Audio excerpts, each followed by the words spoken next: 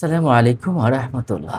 সম্মানিত দর্শক ও শ্রোতা, বিপদ আপনার যত বড়ই হোক, যত কঠিন মুহূর্তই আপনার কাটুক, যত ধরনের বিপদ আপনার মাথার উপরে থাকুক, আকাশ ভেঙেও যদি পড়ে যায়, আপনার যদি মাটির নিচে বিলীন হয়ে যাওয়ার সম্ভাবনাও থেকে যায়, অথবা আপনি এমন বিপদ এর চেয়ে আর বড় বিপদ আপনার হতেই পারে না পৃথিবীতে, তাহলে আল্লাহ সুবহানাহু ওয়া তাআলা আপনার জন্য একটি দোয়া শিখিয়ে দিয়েছেন। পবিত্র কুরআনেও কিন্তু এই দোয়াটার কথা এসেছে। আল্লাহ পাক নিজেই বলেছেন, ফাস্তাজাবনা লাহু ওয়া নাজ্জায়নাহু মিনাল গাম ওয়া কাযালিকা নুনজিল মুমিনিন। ফাস্তাজাবনা লাহু ওয়া নাজ্জায়নাহু মিনাল গাম। আমি তার ডাকে সাড়া দেই। ওয়া নাজ্জায়নাহু মিনাল গাম, তার দুঃখ, দুশ্চিন্তা, বিপদ সবকিছু থেকে তাকে হেফাজত করি। ওয়া কাযালিকা নুনজিল মুমিনিন, এভাবে আমি মুমিনদেরকে আমি সাহায্য সহযোগিতা করে থাকি। সুবহানাল্লাহ। আল্লাহ যেখানে আমাদেরকে শিক্ষা দিয়ে গেছেন, সেইখানে আমরা কেন এই সুযোগ বা সুবিধাটা আমরা নেব না? আমরা তো জানি আল্লাহ সুবহানাহু ওয়া তাআলাই বিপদ মুক্তির মালিক এবং তিনি বিপদ থেকে উদ্ধার করেন। সুবহানাল্লাহ, সুবহানাল্লাহ। মুমিন মুসলমান যখন কোনো দুশ্চিন্তায় পড়ে যায়, তখন এই দোয়াটা পড়লে আল্লাহ সুবহানাহু ওয়া তাআলা তার দোয়া কবুল করেন এবং সংকটকে দূর করে দেন। তার দুশ্চিন্তা দূর করেন, তার বিপদ দূর করেন, তার দোয়া কবুল করেন এবং আল্লাহ সুবহানাহু ওয়া তাআলা তার তওবাকে কবুল করান এবং বান্দার বিনয় এবং আল্লাহর উপর ভরসা তার বৃদ্ধি পেয়ে যায়। সুবহানাল্লাহ, সুবহানাল্লাহ।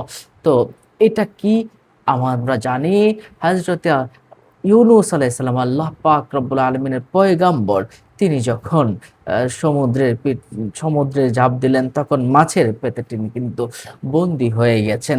মাছের পেটে বন্দী হয়ে যাওয়ার পরে তিনি কিন্তু এই দোয়াটা পড়তেছিলেন, লা ইলাহা ইল্লা আনতা সুবহানাকা ইন্নী কুনতু মিনাজ জালিমিন।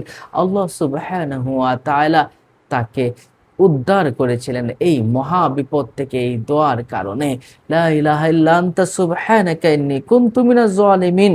তুমি ব্যতীত আর কোনো উপাস্য নেই, তুমি ব্যতীত কোনো মাবুদ নেই, তুমি পুত পবিত্র, নিশ্চয়ই আমি জালিমদের অন্তর্ভুক্ত হয়ে গেছি। আল্লাহু আকবার, আল্লাহু আকবার। তখন আল্লাহ সুবহানাহু ওয়া তাআলা বললেন, শুধু ইউনূস আলাইহিস সালাম নয়, মুমিনদের ভিতরে যারা, ওয়া কাযালিকা নুনজিল মুমিনিন, যারা মুমিনদের ভিতরে যারা বিপদে পড়ে যাবে, তিনিও আল্লাহ পাক রব্বুল আলামিন তাকেও বিপদ থেকে উদ্ধার করবেন। সুবহানাল্লাহ, সুবহানাল্লাহ। এবং আল্লাহ সুবহানাহু ওয়া তাআলা যখন এই আয়াতটা নাজিল করলেন, সাহাবায়ে কেরাম আল্লাহ রাসূল সাল্লাল্লাহু আলাইহি ওয়াসাল্লামকে বললেন, ইয়া রাসূলাল্লাহ, আমাদেরকেও কি এই এই বিপদ থেকে এই দোয়াটা পড়লে উদ্ধার করবেন? অবশ্যই, অবশ্যই তোমাদেরকেও এই বিপদ থেকে উদ্ধার করবেন। সাদ ইবনে আবি ওয়াক্কাস রাদিয়াল্লাহু তাআলা আনহু, তিনি এই হাদিস খানা বর্ণনা করেছেন। সুবহানাল্লাহ। আপনি যে কোনো ধরনের বালা মুসিবতে পড়ে গেছেন, বিপদ আপদে পড়ে গেছেন, দুশ্চিন্তা পেরেশানিতে পড়ে গেছেন, উদ্বেগ উৎকণ্ঠায় পড়ে গেছেন, এমনকি আপনি জর্জরিত হয়ে গেছেন, দুঃখ কষ্টের অনলে পড়ে গেছেন, দেওয়ালে পিঠ ঠেকে গেছে, আল্লাহি আল্লাহ পাক রব্বুল আলামিন আপনাকে এই দোয়ার বদৌলতে আপনাকে আপনাকে হেফাজত করবেনই, বিপদ থেকে উদ্ধার করবেনই।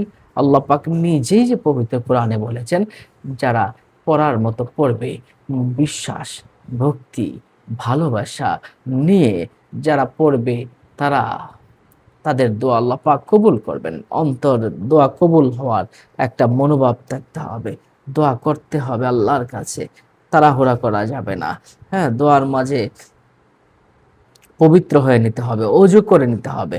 যখন এই বাক্যগুলো পড়বেন, আল্লাহর কথা স্মরণ করবেন, আল্লাহ তুমি তো বিপদ উদ্ধারের মালিক, তখন অবশ্যই, অবশ্যই আল্লাহ সুবহানাহু ওয়া তাআলা আপনার সেই ডাকে কিন্তু সাড়া দিবেনই ইনশাআল্লাহ। তাহলে আসুন আমরা প্রত্যেকেই যখন বিপদে পড়ে যাব, তখন আমরা লা ইলাহা ইল্লা আনতা সুবহানাকা ইন্নী কুনতু মিনাজ জালিমিন, লা ইলাহা ইল্লা আনতা সুবহানাকা ইন্নী কুনতু মিনাজ জালিমিন, লা ইলাহা ইল্লা আনতা সুবহানাকা ইন্নী কুনতু মিনাজ জালিমিন, এই দোয়াটা আমরা প্রত্যেকেই পড়ার চেষ্টা করি। প্রত্যেকেই পড়তে থাকি। আল্লাহ পাক রব্বুল আলামিন আমাদেরকে সেই তৌফিক আমাদেরকে দান করুন, আমিন। আসসালামু আলাইকুম ওয়া রাহমাতুল্লাহি ওয়া বারাকাতুহু।